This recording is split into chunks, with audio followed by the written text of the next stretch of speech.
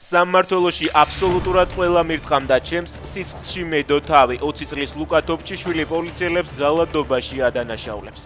Შემთხვევა 3 იანვარს მოხდა. შინაგან საქმეთა სამინისტრო კი ბრალს თავად ახალგაზრდას დებს და ამტკიცებს, რომ 20 წლის ბიჭი სამართალ დამცველებს ფიზიკურად გაუსწორდა. სასამართლომ თოფჩიშვილს აღკვეთის ღონისძიების სახით 10,000 ლარიანი გირაო შეუფარდა. პარლამენტის წევრების გარდა ხელფასები პარლამენტის აპარატის თანამშრომლებსაც გაეზარდათ. ბრძანების მიხედვით ყველაზე მაღალ 11,200 ლარიან თვიურ ანაზღაურებას აპარატის უფროსი მიიღებს. მისი 3 მოადგილის ხელფასი კი 10,400 ლარი გახდება. პაპუაშვილის ხელფასი 16,000 ლარი, დეპუტატების კი 12,800 ლარი იქნება. ოკუპირებული ცხინვალის რეჟიმი რუსეთთან ერთად რკინიგზის პროექტს ამუშავებს. რუსული მედია TASS წერს, რომ რკინიგზა რუსეთიდან ცხინვალის გავლით ამიერკავკასიამდე და ახლო აღმოსავლეთამდე მოეწყობა.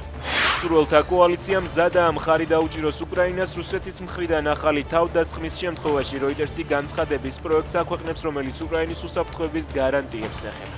მას დღეს პარიზში გამართულ მსურველთა კოალიციის ლიდერების სამიტზე დაამტკიცებენ. მხარეები უკვე პარიზში არიან.